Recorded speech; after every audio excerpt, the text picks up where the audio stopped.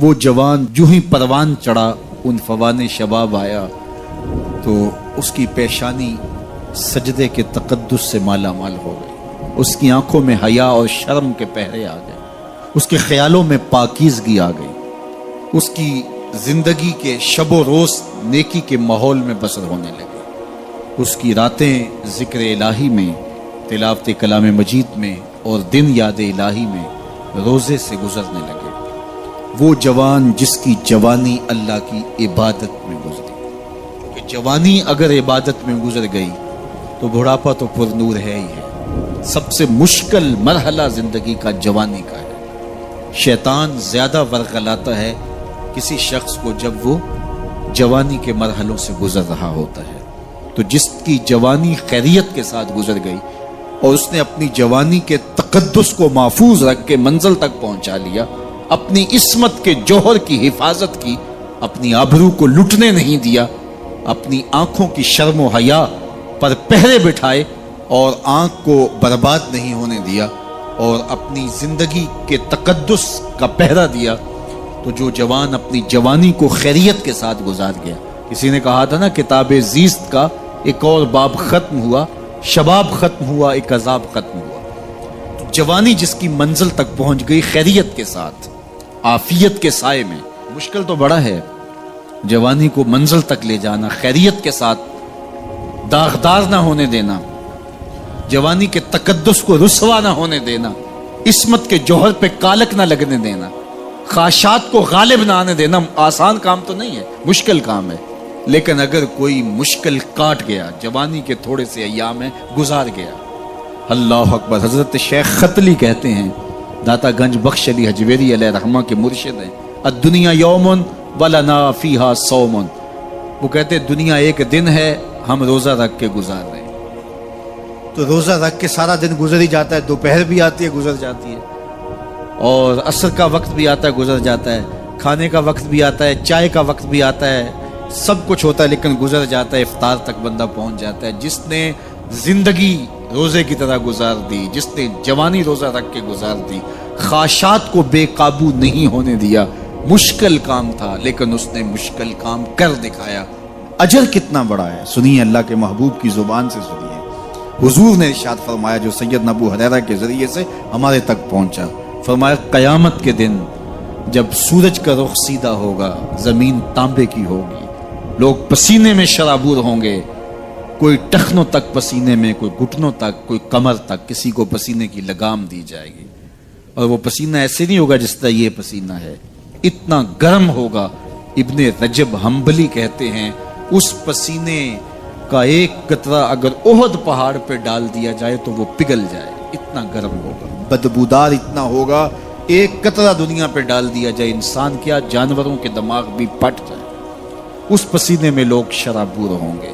لیکن جس نے اپنی جوانی کو عافیت سے گزارا ہوگا، کل قیامت کے دن جب کوئی سایہ نہیں ہوگا، اللہ اس جوان پر اپنے عرش کا ٹھنڈا سایہ عطا فرمائے۔ وہ شخص جس کو کسی عورت نے دعوت گناہ دی اور وہ صاحب منصب تھی، صاحب جمال تھی، اور اس نے یہ کہہ کے یہ خواہش، یہ آرزو مسترد کر دی، انی خاف اللہ۔ اسی طرح کوئی عورت ہے تو اس نے اپنے تقدس کی حفاظت کی، اپنی آبرو پہ پہرا دیا اور کسی پیشکش کو ٹھکرا دیا، تو فرمایا قیامت کے دن جب کوئی سایہ نہیں ہوگا، اللہ اسے بھی اپنے عرش کا ٹھنڈا سایہ دے گا۔ کیسا سخت دن ہوگا، اور وہ کس اعزاز میں ہوگا، کس تکریم میں ہوگا۔ یہ تو 4 دن 10-20 سال ہیں، اور وہ 50,000 سال کا ایک دن۔ پھر اس کو اللہ کا شکر ادا کرنا ہوگا کہ اللہ تو نے کتنا کرم کیا میرے اوپر کہ میری جوانی خیریت اور عافیت سے گزری، اور آج اس کا تو کتنا بہتر صلہ مجھ کو دے۔ آج اللہ نے مجھے اور آپ کو فرصت دی ہے، یہ اٹھتے ہوئے جنازے، یہ پھیلی ہوئی قبریں، یہ ہم سے بچھڑتے ہوئے لوگ، یہ ہمارے لیے ایک پیغام ہے، ایک میسج ہے ہمارے نام، یہ ہمارے لیے عبرت ہے۔ آج وہ جا رہے ہیں تو ہمیں بتا کے جا رہے ہیں کہ صاحب ہم جا رہے ہیں، ہمارے پیچھے تم بھی آ رہے ہیں۔ اور یہ بات ذہن میں رکھیے، دنیا پر آنے کی ایک ترتیب ہے، دنیا پر جانے کی وہ لازمی ترتیب نہیں ہے۔ پہلے دادا آتا ہے، پھر باپ آتا ہے، پھر بیٹا آتا ہے، پھر اس کے بعد بچے آتے ہیں۔ ایسے کبھی نہیں ہوا کہ باپ سے پہلے اولاد آ گئی ہو۔ دنیا پر آنے کی یہ ترتیب ہے اور یہ طے شدہ منظم ترتیب ہے، لیکن دنیا سے جانے کی یہ ترتیب نہیں ہے کہ پہلے باپ جائے پھر ہی اولاد جائے گی۔ بسا اوقات بوڑھے باپ کو جوان بیٹے کی میت کو کندھا دینا پڑ جاتا ہے۔ تو یہ دنیا سے کب کوئی جا سکتا ہے مجھے اور آپ کو نہیں پتہ، یہ امر مخفی رکھا گیا ہے اس لیے تاکہ ہم ہر لحظہ موت کے لیے تیار رہیں۔ موت کے لیے تیاری یہی ہے کہ ہم توبہ کی دہلیز پہ کھڑے رہیں، اپنے مالک کے حضور رجوع کرتے رہیں، اچھے اعمال کا ذخیرہ کریں، اور کسی کے حق ہمارے ذمے پر نہ ہو کہ ہم قیامت کے دن جو ہے وہ پچھتائیں۔ کسی نے اگر کسی کا حق غصب کیا صرف 3 پیسوں کے عوض کے اندر، قیامت کے اندر یہ کرنسی تو ہمارے ساتھ ہوگی نہیں، یہ تو ہم یہیں چھوڑ دیں گے، یہ مال، یہ دولت، یہ بینک بیلنس یہیں چھوڑ کے چلے جائیں گے، یہ تو کفن بھی میلا نہیں ہونے دیں گے کہ بانٹ لیں گے۔ جاندی واری ڈرونا بنے ہوتے ہاتھ نہ لاندے ڈر دے، جنہ لئی تو پاپ کمائے اج کتھے نہیں تیرے کر دے۔ وہ تو کفن بھی میلا نہیں ہوں گے دیں گے، بانٹ لیں گے۔ تو آخرت میں سکہ رائج الوقت عمل ہوگا، تو پھر عمل لیے جائیں گے۔ تو جس نے کسی کا 1 ٹگا مارا ہوگا، 3 پیسے مارے ہوں گے، اس کے بدلے میں 700 نمازیں جو با جماعت پڑھی گئی ہیں وہ لے لی جائیں گے، اور جو لوگوں کے پلاٹ ہڑپ کر گئے، رشوتیں، زیادتیاں، جور و ظلم اور لوگوں کے ساتھ زیادتیاں اور لوگوں کا مال ہتھیانا، خون نچوڑنا، اذیتیں دینا، تو کس طرح وہ قیامت کے دن عہدہ برا ہو سکیں گے؟ تو آج اللہ کی رحمت کے در کشادہ ہیں اور اس کی رحمتیں آواز دے رہی ہیں، آجو پلٹ کے میری رحمت کے دروازے کھلے ہیں۔ اللہ اکبر۔ یا ایھا الانسان ما غرک بربک الکریم، اے انسان پلٹ کے آ جاتے، رب بڑا ہی کریم ہے۔ مجھے بتاؤ، یوں بھی کوئی آواز دیتا ہے، یوں بھی کوئی پکارتا ہے؟ بھاگے ہوئے مجرم کا تعاقب کیا جاتا ہے، کبھی یوں بھی پیار سے اس کو بلایا جاتا ہے، لیکن 70 ماؤں سے زیادہ پیار کرنے والا رب پکار کے کہہ رہا، او بھاگنے والے آجا پلٹ کے، تیرے رب کا دروازہ کھلا ہوا ہے۔ وہ یہ نہیں دیکھے گا تو نے جرم کتنے کیے، وہ یہ دیکھے گا تو پلٹ کے آئے گا، آ گیا ہے، اور وہ تیرے گناہ نہیں دیکھے گا، تیرے آنے کو دیکھ کے تیرے گناہوں کو بدل کے نیکیوں میں تبدیل کر دے گا۔ جتنا بڑا گناہ گار ہے اتنا بڑا نیکوکار بن جائے۔ آ تو صحیح، آنا تو نے ہے ہی، پھر جو کفن میں منہ چھپا کے آتا پھرے گا، پھر جو تجھے لوگ اٹھا کے لائیں گے۔ اچھا نہیں ہے کہ اپنے قدموں سے خود ہی چل کے آ جا، آج کھلے منہ آ جا، اس کی رحمتیں تیرے استقبال کرنے کے لیے منتظر ہیں۔ آج وہ آواز دے کے کہہ رہا ہے، آجا میری رحمتیں تیری منتظر ہے۔ ما غرک بربک الکریم، تجھے کریم رب سے کس نے مغرور کر دیا؟ تکبر میں، رعونت میں مبتلا ہو گیا، تو اپنے مالک کی دہلیز کو چھوڑ گیا۔ آجا پلٹ کے، وہ کریم تجھے بلا رہا ہے، اور دیکھ اس کا رشتہ کتنا گوڑا ہے۔ اللہ ذی خالق کا، اس نے تجھے پیدا کیا ہے، وہ تیرا خالق لگتا ہے۔ اللہ اکبر۔ یعنی وہ تجھے بلا رہا ہے جس کا تیرا رشتہ اتنا گہرا ہے کہ وہ تیرا خالق لگتا ہے۔ ماں کو جو اولاد سے پیار ہے، دنیا کے کسی ترازو پہ وہ پیار تولا جا سکتا ہے؟ ماں کی محبت کا کہیں وزن ہو سکتا ہے؟ آج کل یہ آپ کے بھی تھوڑا سا آگے گزریں تو اتنے بڑے ترازو گاڑ دیے گئے ہیں جہاں پورا کنٹینر تول لیا جاتا ہے۔ تو میں دوستوں کو کہتا ہوں کہ آج اتنے بڑے بڑے ترازو ایجاد ہو گئے ہیں کہ جہاں کنٹینر توڑ لیے جاتے ہیں، پہاڑ توڑ لیے جاتے ہیں آج جدید دنیا کے اندر، لیکن کوئی ترازو ایسا آج تک ایجاد نہیں ہوا جس پر ماں کے پیار کو بھی تولا جا سکے۔ اس کے سینے میں جو تڑپتی ہوئی ممتا رکھی گئی ہے، محبت کا جو جہاں آباد کر دیا گیا، الفتوں کی ایک کائنات ماں کے سینے میں رکھ دی گئی ہے، اس کا نعم البدل کیا بدل بھی موجود نہیں ہے۔ ماں جب بولتی ہے تو اس کے لہجے میں جبریل بولتا ہے، ماں جب مسکراتی ہے تو لگتا ہے جنت کی ساری کلیاں کھل اٹھی ہیں۔ وہ سینے میں درد، وہ درک، وہ محبت، وہ کائنات، وہ انوکھا پیار جو اولاد کے لیے رکھتی ہے، یہ اتنا پیار ماں کے سینے میں پیدا کیسے ہوا؟ تو آپ کے پاس ایک ہی جواب ہوگا، اس لیے کہ ماں نے اولاد کو جنم دیا ہے۔ تو میں یہاں آپ کی توجہ چاہوں گا، جس ماں نے اولاد کو جنم دیا ہے وہ اتنا پیار کرتی ہے، تو جس رب نے خلق کیا ہے وہ کتنا پیار کرتا ہوگا۔ میں آپ کی توجہ چاہوں گا، مجھے اور کوئی نہیں چاہیے، صرف توجہ چاہیے گا، صرف نظارے کے لیے جنبش مژگاں بھی بھار ہے، نرگس کی آنکھ سے تجھے دیکھا کرے کوئی۔ تو میری آرزو یہ ہے کہ آپ کی تمام تر توجہ میری جانب مبذول ہوں۔ تھوڑے وقت میں جس شدت کی گرمی میں آپ بیٹھے ہیں مجھے اس کا احساس ہے، تو میں چاہوں گا کہ چند باتیں آپ تک پہنچ جائے. تو جو ماں اتنا پیار کرتی ہے وہ اس لیے کہ ماں نے جنم دیا ہے. تو جس نے جنم دیا ہے وہ اتنا پیار کرتی ہے, تو جس رب نے خلق کیا ہے وہ کتنا پیار. تو ماں کی دہلیز چھوڑ کے بیٹا بھاگ جائے تو ماں آواز دیتی نا, پتر کہاں بھاگ رہا ہے, آجا پلٹ کے, اتنی ٹھنڈی چھاؤں کہیں نہیں ملے گی, اتنا پیار تجھے کہیں سے نہیں مل سکتا, آجا پلٹ کے. مائیں تو مائیں ہوتی ہیں, اور اولاد کے لیے ان کے سینے میں جو تڑپتی ہوئی ممتا ہوتی ہے, اور پیار کا جو ایک آباد جہاں ہوتا ہے وہ ایک الگ ہی کائنات ہے, وہ ایک الگ ہی جہاں ہے. وہ کہتے ہیں نا کہ کسی نے کہا کہ میں تو تیرے سے تب راضی ہوں گی کہ تو اپنی ماں کا کلیجہ نکال کے لائے گا. تو وہ بدمست عاشق اپنی ماں کی آرزو, اپنی محبوبہ کی آرزو کو پورا کرنے کے لیے اس عمل سے بھی گزر گیا, اور ماں کا کلیجہ چیرا اور تشتری میں رکھ کے اپنی محبوبہ کے لیے اس کا کلیجہ لا رہا تھا. تو راستے میں ٹھوکر لگی تو ماں کے کلیجے سے آواز آئی کہ پتر سٹ نہیں لگی. یہ ماں کے پیار کا روپ ہے, یہ ماں کی محبت کے بکھرے ہوئے رنگ ہیں, یہ چھلکتا ہوا اجالا اور نور اور روشنی ہے. ماں اتنا پیار کرتی ہے, اللہ اکبر. تو ماں کو اتنا پیار اس لیے ہے کہ اس نے جنم دیا اور رب نے تو خلق کیا دستے قدرت سے. تو ماں کی دہلیز چھوڑ کے بچہ بھاگ جائے تو ماں کہتی ہے پتر آجا واپس پلٹ کے. اور جب بیٹا پلٹ کے آتا ہے تو ماں سب بھول جاتی ہے کہ اس نے کیا کیا تھا. تو جو 70 ماؤں سے زیادہ پیار کرتا ہے اس کی بھی آوازیں آ رہی ہیں, لا تقنطوا من رحمت اللہ, آجا پلٹ کے میری رحمت سے نا امید نہ ہونا. میں یہ نہیں دیکھوں گا تو مجرم کتنا بڑا ہے, میں یہ دیکھوں گا تو میری دہلیز سے پلٹ کے آ گیا ہے. تو اس کی رحمتیں بندے کو پکار رہی. تو یہ اٹھتے ہوئے جنازے, یہ پھیلی ہوئی قبریں, اور یہ ہم سے بچھڑتے ہوئے ہمارے احباب, دوست, بھائی, عزیز, یہ ہمیں بتاتے ہیں کہ میاں اس زندگی سے, زندگی کا متعین سفر کاٹ کر کے تم بالآخر اللہ کے حضور پلٹ کے آنے والے ہو. اخروی زندگی کے لیے اچھے اعمال کا ذخیرہ جمع کرو اور اپنی آخرت کی تیاری کرو. چونکہ موت جب آ جاتی ہے تو ایک لمحے کا بھی تقدم و تاخر نہیں ہوتا. موت ایک کٹل طے شدہ امر واقعی اور حقیقت واقعہ ہے. بہر صورت اس نے آ کے رہنا ہے, بلکہ اللہ تعالیٰ جل شانہ نے اس کو اچانک رکھ کر کے ہمیں ہر وقت مستعد اور فعال رہنے کی ترغیب دی کہ تاکہ ہم ہر لحظہ, ہر ساتھ اپنے آپ کو آمادہ رکھیں. کسی وقت بھی بلاوا آ سکتا ہے اور ہم موت کی اس گاڑی میں سوار ہو سکتے ہیں.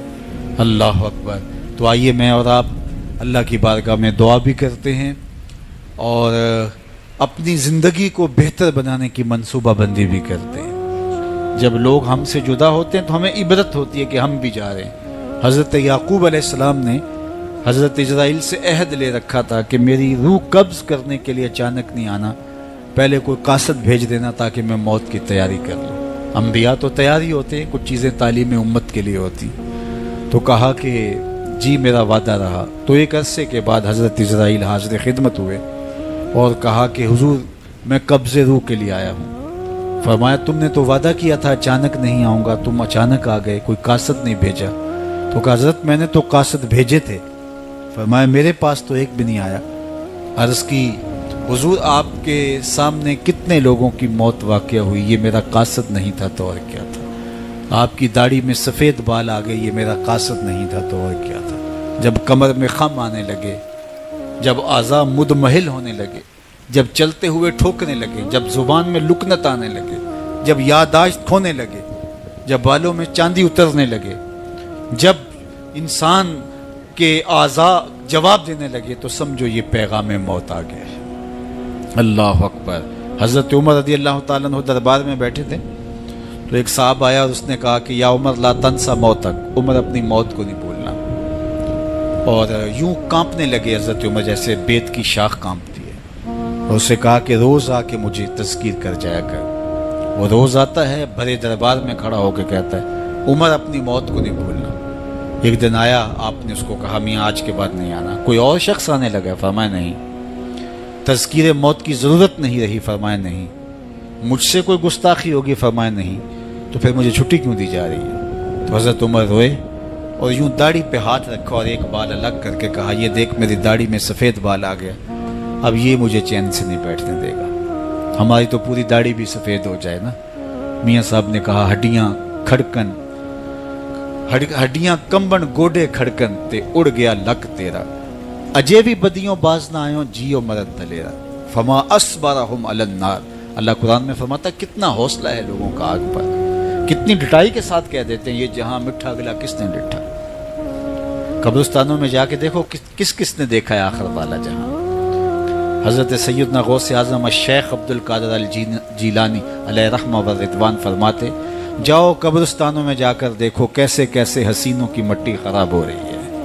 جو بدن پہ چٹکی مٹی نہیں پڑنے دیتے تھے آج ان کے کفن بھی تار تار ہو گئے. خیر کنے فلاں و غنیمت شمار عمر زاں بیشتر کے بانگ برائت کے فلاں نماز. تو نے بھی چلے جانا ہے, یہاں بیٹھ نہیں رہنا. یہ اٹھتے ہوئے جنازے تجھے عبرت دیتے ہیں, یہ پھیلی ہوئی قبریں تمہیں بتاتی ہیں کہ میاں تم بھی اسی مٹی کا رزق بننے والے ہو, تم ہی یہی چادر اوڑھ کے سونے والے ہو. تم دو لباس کے دو کپڑوں کے اندر, دو سفید چادروں کے اندر ملبوس. کہاں گئی وہ پوشاکیں, کہاں گئے وہ برانڈ, کہاں گئے وہ تمہارے قیمتی بیڈ, اور کہاں گئے اے سی لگے ماحول سے آراستہ کمرے. امیر ہے یا غریب ہے وہ 2 گز زمین, اور وہی مٹی کا اوڑھنا, مٹی کا بچھونا, وہی 2 گز کفن, وہی کل کائنات, اور وہاں جو کیے ہوئے عمل ہیں وہی سکہ رائج الوقت ہوگا. تو قبل اس سے کہ وہ وقت آ جائے اور پھر ہاتھ ملے, فلاں چیخ چیخ کے کہتا تھا مجھے اس کی بات سن لینی چاہیے تھی, فلاں پکار کے کہتا تھا اس کی آواز پہ کان دھرنا چاہیے تھا, فلاں اٹھتا ہوا جنازہ مجھے عبرت دے دیتا, فلاں بندے نے مجھے یہ کہا تھا اس کی بات پہ کاش میں عمل کر لیا ہوتا. لیکن اس دن پچھتاوے سے کیا ہوگا؟ آج کا پچھتاوا کل کی بہتری کا ضامن ہو سکتا ہے, آج کا پچھتاوا زندگی بدل ہو سکتا ہے, آج کا پچھتاوا توبہ کا سبب و ذریعہ ہو سکتا ہے, آج کا پچھتاوا دل کے میل اتار سکتا ہے, اور کل کا پچھتاوا سوائے حسرت بڑھانے کے, سوائے دکھ بڑھانے کے, سوائے تکلیف میں اضافے کے اور کچھ نہیں ہوگا. اس لیے میں اور آپ اپنی زندگی کی منصوبہ بندی کریں. مجھے پتہ ہے میں کہاں کھڑا ہوں, اور آپ کو بھی پتہ ہے کہ ہم کہاں کھڑے ہیں. آپ مجھے اچھا سمجھتے ہیں, یہ آپ کی مہربانی, لیکن مجھے تو پتہ ہے کہ اچھا ہوں یا نہیں. میں آپ کو اچھا سمجھتا ہوں, لیکن آپ کو تو پتہ ہے کہ آپ کہاں کھڑے ہیں.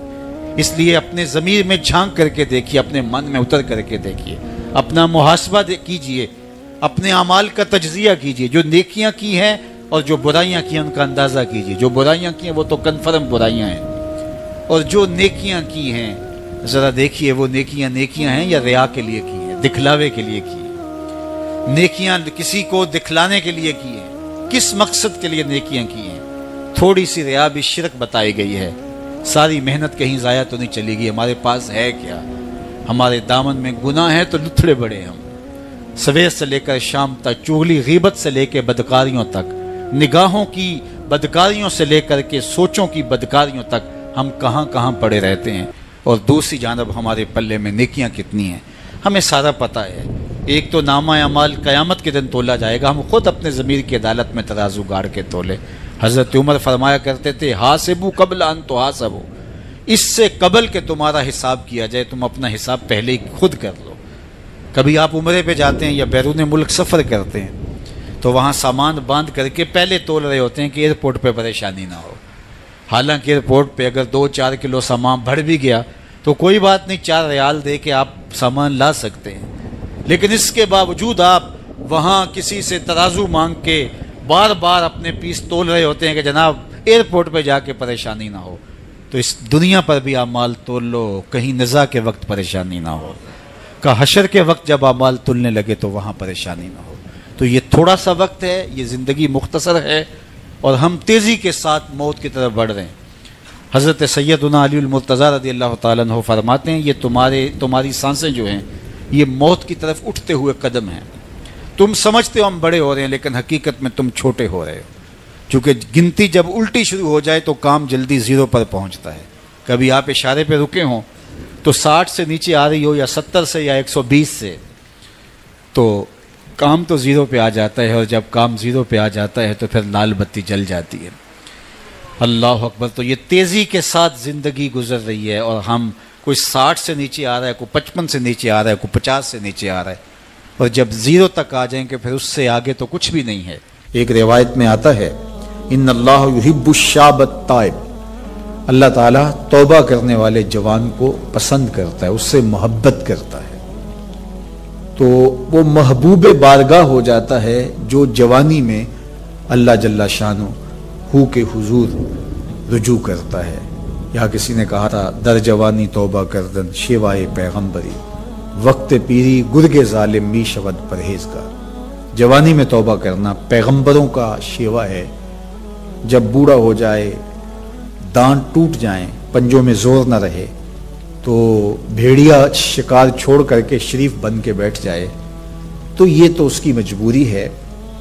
جوانی میں توبہ کرنا جب قوا مضبوط ہوں، جب شباب کی جولانیاں ہوں، جب آرزویں جواں ہوں، جب خواہشیں پگلی ہوں، اور پھر اس کے باوجود اپنی خواہشات کو کنٹرول میں رکھنا، اپنی آرزوؤں کو لگام ڈال دینا اور اپنی تمناؤں کو حصار میں رکھنا اور اللہ سے ڈر کے گناہوں کو چھوڑنا اور اس کے حضور سجدہ ریزیاں، اس کے حضور خشوع و خضوع کے ساتھ زندگی کے لمحات بسر کرنا، یہ خوش نصیب لوگوں کا مقسوم ہوتا ہے۔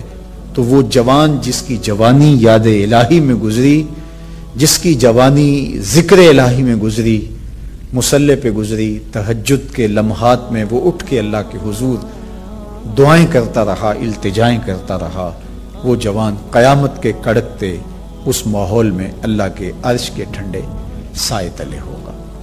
تیسرا شخص جس کو اللہ تعالیٰ قیامت کے دن اپنے عرش کا ٹھنڈا سایہ عطا کرے گا، وَرَجُلٌ قَلْبُهُ مُعَلَّقٌ بِالْمَسَاجِدِ، وہ شخص جس کا دل مسجد کے ساتھ جڑا ہوا ہے، مسجد کے ساتھ لٹکا ہوا ہے، مسجد کی ملازمت، مسجد کی حاضری، مسجد کی صفائی، مسجد کی ستھرائی، مسجد کی پاکیزگی کے لیے کوشش، مسجد کی تعمیر، مسجد کی تزئین اور مسجد کی آبادی کے لیے دن رات کوشاں رہا، ایک نماز کے بعد دوسری نماز کا انتظار کرتا ہے، تو یہ خوش نصیب وہ ہے جس کا دل جڑا ہوا ہے مسجد کے ساتھ۔ ایک جلیل القدر نام آپ نے سنا ہے، اور وہ ہے ربیع بن خثیم رضی اللہ تعالیٰ عنہ۔ انہیں حمامت المسجد کہا جاتا تھا، مسجد کا کبوتر۔ تو یہ کہا کرتے تھے اس قدر مسجد میں رہتے تو کہتے مجھے اچھا لگتا ہے کہ میں اللہ کے گھر میں رہوں۔ تو یہ فرمایا کرتے تھے کہ جس دن اذان ہو اور مجھے مسجد میں نہ پاؤ تو سمجھ لینا کہ میرا انتقال ہو گیا۔ یہ ہو نہیں سکتا کہ ندائے نماز ہو، اذان پکاری جائے اور مجھے آپ مسجد میں نہ دیکھو۔ تو مسجد کی حاضری یہ ان کا شعار حیات تھا، اس لیے ان کو حمامت المسجد، مسجد کا کبوتر کہا گیا۔ تو کتنے خوش نصیب لوگ ہیں جو مسجد سے جڑے ہوتے ہیں۔ فرمایا کچھ لوگ ہیں جو مسجد سے یوں جڑے ہوئے ہوتے ہیں جس طرح لکڑی میں کیل ٹھکا ہوتا ہے، تو چوب کے اندر جس طرح کیل جڑا ہوا ہوتا ہے، اسی طرح وہ مسجد کے ساتھ جڑے ہوئے ہوتے ہیں۔ تو کبھی وہ بیمار ہو جائیں اور وہ مسجد حاضر نہ ہو پائیں تو اللہ کے کچھ فرشتے ہیں جو ان کی عیادت کرنے کے لیے ان کے گھروں میں جاتے ہیں۔ یہ خوش نصیب لوگ ہیں جو مسجد کے ساتھ اپنے آپ کو وابستہ رکھتے ہیں۔ فرمایا انما یامر مساجد اللہ، اللہ کی مسجدوں کو بس وہی لوگ آباد کرتے ہیں من آمن باللہ والیوم الآخر، جو اللہ پر ایمان رکھتے ہیں اور پچھلے دن پر ایمان رکھتے ہیں۔ تو اللہ اور پچھلے دن پر، آخرت پر ایمان رکھنے والے مسجدوں کے ساتھ وابستہ رہتے ہیں، مسجدوں کے ساتھ جڑے رہتے ہیں۔ اور آقا کریم علیہ السلام نے مسجد کی تعمیر کی فضیلت بیان کرتے ہوئے ارشاد فرمایا من بنا مسجدن یبتغی بہ وجہ اللہ، جس نے اللہ کی رضا کے لیے مسجد تعمیر کی، نام و نمود کے لیے نہیں، کسی اور غرض کے لیے نہیں، اللہ کی رضا جوئی کے لیے مسجد کی تعمیر کی، بن اللہ لہ مثلہ فی الجنہ، اللہ اس کے لیے جنت میں گھر بنائے گا۔ تو یہ بلکہ پوری مسجد بھی نہیں، آدھی اینٹ کے برابر بھی اگر کسی نے مسجد کی تعمیر میں حصہ ڈالا تو ایک جانور کے گھونسلے کے برابر بھی کسی نے مسجد کی تعمیر کی تو اس کے لیے بھی یہ فضیلت بتائی گئی کہ جنت میں اس کو محل دیا جائے گا، قصر دیا جائے گا۔ تو یہ اللہ کے پاکیزہ گھر ہیں، مساجد بیت اللہ کی بیٹیاں ہیں، کعبۃ اللہ کی بیٹیاں ہیں، یہ اللہ کے پاکیزہ گھر ہیں، خیر الاماکن، بہترین جگہیں اس کائنات میں اللہ کے گھر مسجدیں، اور بدترین جگہیں بازار بتائی گئے اور حکم دیا گیا ہے کہ بازار میں دیر سے جاؤ جلدی واپس آ جاؤ، اور مسجد میں جلدی آؤ دیر سے واپس جاؤ۔ تمہارے جو لمحے اللہ کے گھر میں گزریں گے وہ عبادت میں گزریں گے، وہ ذکر و فکر میں گزریں گے۔ تمہارے اٹھنے والے وہ قدم جو مسجد کی طرف اٹھتے ہیں وہ قیامت کے دن ظلمت سے نجات کے ضامن ہوں گے، وہ چراغ بن کے تمہاری زندگی، آخرت کی زندگی کے اندر چراغاں کر دیں گے۔ تمہیں جنت کی طرف لے جانے والے وہ قدم ہیں جو مسجد کی طرف اٹھتے ہیں، مسجد کی طرف بڑھتے ہیں۔ تو اللہ کے پاکیزہ گھروں کی طرف ہمارا رب، ہمارے قلب کا تعلق، ہماری محبت کا رشتہ، یہ ہمارے دین کا تقاضا ہے۔ اللہ اور پچھلے دن پر، آخرت پر مضبوط عقیدہ مسجد سے ہمیں جوڑتا ہے۔ کبھی کسی مجبوری کی وجہ سے مسجد جانے سے قاصر ہوں، بیمار پڑ گئے ہیں، مسجد نہیں جا سکتے، یا حالات ایسے ہیں جس طرح آج کل کے حالات ہیں کہ مسجد میں جانا کسی وجہ سے موقوف ہو گیا، تو مومن اس پر خوشی محسوس نہیں کرے گا۔ وہ بیماری کی وجہ سے یا کسی اور سبب سے مسجد نہیں جا پا رہا تو اس کا اندر بے چین ہوگا، اور وہ دعائیں کرے گا، مالک وہ لمحے آئیں کہ تیرے پاکیزہ گھر میں میری حاضری ہو، تیرے دربار میں حاضر ہوں، تیری چوکھٹ پہ جا کے سلامی پیش کروں، میری پیشانی تیرے حضور مسجد کے فرش کو چھوئے اور تیری بندگی کے ترانے گائے۔ تو وہ یہ آرزو کرے گا، اگرچہ شریعت اس کو رخصت بھی دیتی ہو لیکن پھر بھی اس کی تمنا تو ہوگی۔ وہ اس پر شکر نہیں بجا لائے گا، بغلے نہیں بجائے گا کہ چلو ایک بہانہ مل گیا، نہیں، بلکہ وہ اس پہ خوش نہیں ہوگا، الٹا اس کی طبیعت کے اندر ایک بے چینی اور اضطراب پیدا ہوگی، چونکہ وہ جڑا ہوا ہے، اس کا دل جڑا ہوا مسجد کے ساتھ۔ تو ایسا شخص جس کا دل مسجد کے ساتھ جڑا ہوا ہے، تو میرے اور آپ کے آقا و مولا نے فرمایا قیامت کے دن جب کوئی سایہ نہیں ہوگا، اللہ اس کو اپنے عرش اجتمع علیہ و تفرق علیہ۔ وہ شخص، وہ دو اشخاص جو محبت کرتے ہیں تو اللہ کے لیے، آپس میں جب ملتے ہیں تو اللہ کے لیے، جدا ہوتے ہیں تو اللہ کے لیے، یعنی ان کی محبت کسی دنیاوی منفعت کے لیے نہیں، کسی ذاتی غرض کے لیے نہیں، محض دوستیاں پیدا ہو جاتی ہیں اور ایک دوسرے کو ملے بغیر تسین نہیں ہوتی، اس لیے نہیں، بلکہ ان کی دوستی محض اللہ کی رضا کے لیے، اللہ کی خوشنودی کے لیے۔ الحب للہ والبغض للہ، اللہ کے لیے محبت، اور جب بغض کسی سے ہے، دشمنی کسی سے ہے، تو وہ بھی اللہ کے لیے۔ جس میں تنہائی میں اللہ کا ذکر کیا، اللہ کو یاد کرنے بیٹھ گیا، کوئی دیکھنے والا نہیں تھا، وہ تنہا تھا، حجرے میں تھا، اپنے بند کمرے میں تھا، اپنے رب کو یاد کیا، اللہ کی یاد کرتے کرتے اس کی آنکھوں سے آنسو ٹپکنے لگے، اس کی آنکھیں آنسوؤں کا خراج دینے لگی۔ تو میرے اور آپ کے آقا و مولا نے فرمایا کہ یہ آنسو اتنے قیمتی ہیں، ان آنسوؤں کے بدلے میں قیامت کے دن اسے عرش الہی کا سایہ نصیب ہوگا، عرش الہی کا سایہ اسے نصیب ہوگا ان آنسوؤں کے بدلے میں۔ رومی علیہ رحمہ فرماتے ہیں جہاں پانی گرتا ہے وہاں سبزہ اگتا ہے، جہاں آنسو گرتے ہیں وہاں رحمت اترتی ہے۔ تو اس لیے جو اللہ کی یاد میں رونے کا لطف ہے اور اللہ کی یاد میں آنسو بہانے کا اجر اور صلہ رکھا گیا ہے، یہ گناہوں کو دھو ڈالتا ہے، یہ اندر کی صفائی اور ستھرائی کا سبب اور ذریعہ ہے۔ میرے اور آپ کے آقا و مولا نے فرمایا راتوں کی تنہائیوں میں اٹھ کے قرآن پڑھا کرو اور قرآن پڑھتے ہوئے رویا کرو۔ پھر فرمایا فَإِلَّمْ تَبْكُوا فَتَبَاكُوا، اگر رونا نہ آئے تو رونے کی کوشش کیا کرو۔ حضرت داتا گنج بخش علی حجویری سے ایک مرید نے کہا حضرت اگر رونے کی کوشش کریں پھر بھی رونا نہ آئے، فرمایا پھر اپنے مقدر پہ رویا کرو۔ تم اتنے سنگ دل ہو گئے ہو کہ تمہاری آنکھیں آنسوں کا خراج نہیں دیتی۔ جو رونا نہیں جانتا وہ اللہ کی رحمتوں کو اور اللہ کی کرم نوازیوں کو کیسے سمیٹ پائے گا؟ بچہ روتا ہے تو ماں دودھ دیتی ہے، جب بندہ اللہ کے حضور الہاؤ زاری کرتا ہے، عجز کرتا ہے، انکساری کرتا ہے تو اللہ کی رحمتوں کو جوش آتا ہے اور اللہ تعالیٰ کی رحمتیں اس پہ برستی ہیں، اور اس کے نہ صرف گناہ معاف ہوتے ہیں بلکہ اللہ تعالیٰ اس کے گناہوں کو بدل کے نیکیوں میں تبدیل کر دیتا ہے۔ ایک فقیر تھا، ملنگ درویش، اللہ کا بندہ، اس کی عادت یہ تھی کہ اپنے ڈیرے پہ آنے والوں کو کھلاتا، ان کو پلاتا، ان کی ضروریات کا خیال رکھتا، لیکن کو مالی آسودگیاں نہیں تھی۔ ہوتا یہ تھا کہ بعض اوقات لوگ آتے تو ادھار لے کر کے وہ لوگوں کو کھلا دیتا۔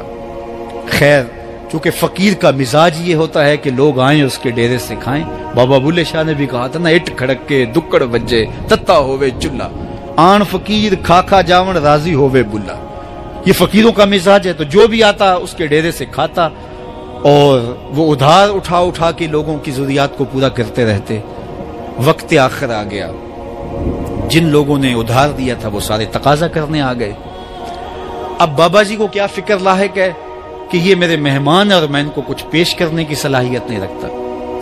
ایک بچہ تھا، وہ کچھ سامان بیچ رہا تھا، پتیسا بیچ رہا تھا یا کوئی اور چیز بیچ رہا تھا۔